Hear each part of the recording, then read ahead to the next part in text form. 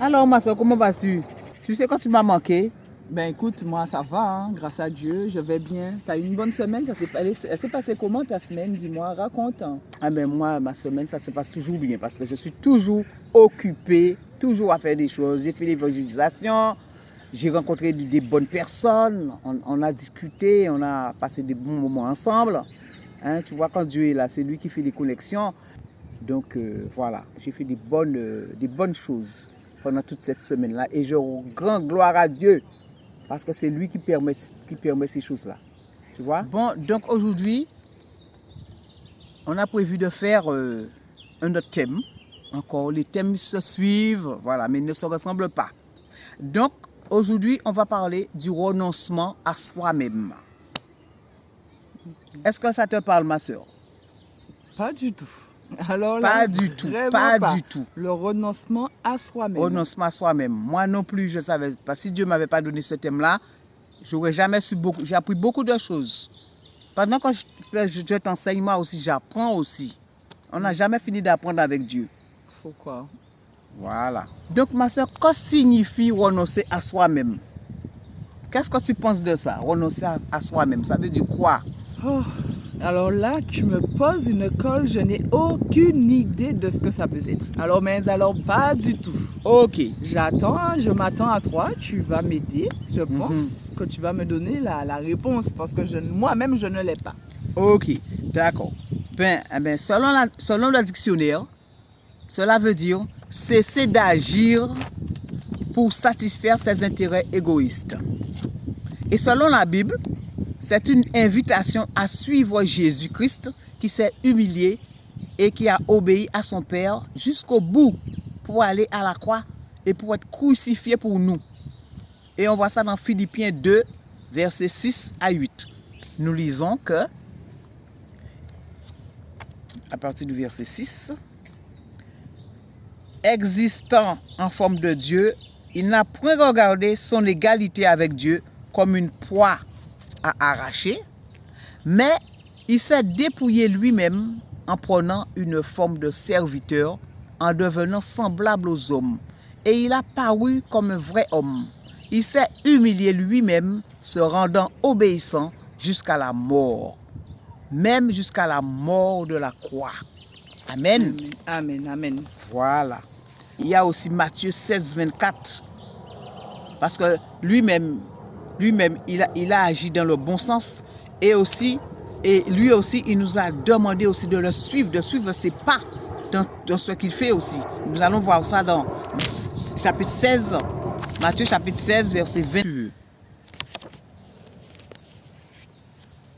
Alors, il est écrit 16, 24. Alors Jésus dit à ses disciples, si quelqu'un veut venir après moi, qu'il renonce à lui-même et qu'il se charge de sa croix, qu'il me suive. Nous allons lire aussi un autre passage dans Luc 14, verset 33. Luc 14, verset 33. Ainsi donc, quiconque d'entre vous ne renonce pas à lui-même, à tout ce qu'il possède. Tout ceux qui ne renoncent pas à tout ce qu'il possède ne peut être mon disciple. Amen. Amen. Voilà. Modèle que nous devons suivre. C'est Jésus que nous devons suivre comme modèle. Voilà. Pour qu'on soit un véritable enfant de Dieu, un véritable disciple de Dieu, nous devons suivre Jésus. C'est pourquoi nous sommes devenus des chrétiens en acceptant Christ. En acceptant Jésus-Christ, nous sommes devenus des chrétiens. Et cela veut dire aussi que nous devons marcher selon Jésus-Christ. Si nous voulons vraiment être ses disciples, nous devons marcher comme lui. Sinon, si on ne marche pas comme lui, nous ne pouvons pas dire que nous sommes ses disciples. Amen. Amen. Renoncer à soi-même, c'est aussi s'abandonner totalement à Dieu. En mettant le moi de côté, le je de côté, et en s'attendant à Dieu seul. Car on peut se tromper et se trouver dans de drôles de situations. Parce que le diable ne nous aime pas.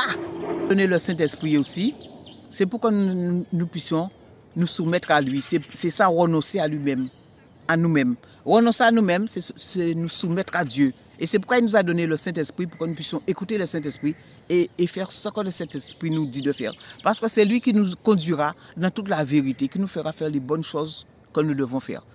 Amen, amen. Amen. C'est pourquoi aussi, il nous demande de marcher selon l'Esprit, non par la chair. Parce que par la chair, c'est nous-mêmes. On va prendre des décisions, on va faire des choses, croyant que c'est bon. Hein? Et puis, des fois, on peut se retrouver dans des pièges du diable. Voilà. Galates 5, versets 16 à 18. Donc, ma sœur, nous devons nous effacer pour que Dieu transparaisse en nous. Ceux qui ne sont pas à Dieu doivent voir que nous sommes différents d'eux par notre comportement, notre façon de parler, etc. Renoncer à nous-mêmes, c'est aussi faire passer Dieu en premier dans notre vie. C'est laisser de côté nos prérogatives et faire ce que Dieu nous demande de faire. Et c'est ainsi que nous allons plaire à Dieu. Amen. Amen. J'ai même 2 témoignages par rapport à ça. Je vais t'expliquer ça très bien. Donc tu vois ma soeur, lorsqu'on est servante et serviteur de Dieu, on ne fait pas ce qu'on veut. Tu vois? Okay. C'est quelque chose que certaines personnes ne savent pas.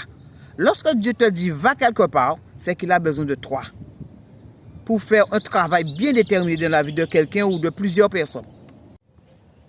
Voilà. Donc, tu ne dois pas refuser car ta vie appartient à Dieu. Une fois que Dieu t'a appelé au ministère, ta vie appartient à Dieu. Tu ne peux pas faire ce que tu veux. Tu as compris ça? Si tu refuses, tu es disqualifié, ma soeur. Dieu peut te disqualifier et tu peux perdre toutes les bénédictions qui sont rattachées à ta vie, car on ne doit pas désobéir à Dieu. Le Dieu suprême qui a tout créé, on ne doit pas lui désobéir. Mais dis-moi, ma soeur, tu dis que lorsqu'on est servante de Dieu et qu'on ne doit pas désobéir, il n'y a que les servantes de Dieu et serviteurs de Dieu qui doivent obéir ou ne pas désobéir à Dieu. Mais qui doit renoncer à soi-même? Mais tout le monde doit obéir à Dieu. Mais là, je te donne juste un témoignage. Parce que Dieu m'avait appelé pour faire un travail, il m'avait dit d'aller quelque part. Il y a une personne qui ne voulait pas que j'aille parce que la personne voulait me garder pour pouvoir lui faire des choses. Et à ce moment-là, Dieu m'a dit d'aller quand même. Donc, j'ai été. Et quand j'ai été, j'ai fait le travail du Seigneur. Le Seigneur, il était content. Mais la personne est toujours restée fâchée contre moi. Parce qu'elle n'a pas compris. Elle n'a pas compris que quand tu sers Dieu, quand tu as appelé à servir Dieu, tu ne fais pas ce que tu veux. Si Dieu te demande d'aller faire quelque chose, il faut que tu y ailles. Sinon, tu mets ta vie en danger. Hein? Et tu peux être disqualifié. Et voilà, c'est quelque chose qui n'est pas bonne à faire, quoi. On ne doit pas désobéir à Dieu. Donc, en conclusion, moi, ce que j'ai compris en conclusion, ce que je dirais en conclusion, que pour ne pas perdre notre salut, nous devons renoncer à nous-mêmes en marchant dans les pas de Jésus. Nous devons être malléables dans les mains de Dieu. Comment le faire? En écoutant le Saint-Esprit que Dieu a mis en nous pour nous conduire dans toute la vérité. Et nous allons voir ça dans Jean 14, 16. Jean 14, verset 16. Si vous demandez quelque chose en mon nom, je le ferai. Alors, et moi, je prierai le Père et il vous donnera un consolateur afin qu'il demeure éternellement avec vous. Amen. Donc, si nous arrivons à faire cela, nous sommes au top avec Dieu. Hein? Parce que c'est ce qu'il attend de nous. Amen, ma soeur. Amen. Que Dieu te bénisse. Que Dieu te bénisse, qu'il continue à te former, qu'il continue à t'enseigner, afin que tu puisses aussi un jour enseigner les autres. Amen. Il faut déjà que je puisse arriver à mettre déjà ça en pratique pour que moi je puisse faire comme toi. Parce que toi, tu n'as pas su de toi-même, tu as quand même eu un long parcours. Donc, je pense que moi aussi, j'ai un travail de longue haleine. Hein? Oui, mais Dieu va t'aider, ne t'inquiète pas. Dieu va t'aider. Dieu nous connaît. Dieu nous connaît. Il nous connaît tous. Et il nous aime tels que nous sommes. Mais il va t'aider. Voilà.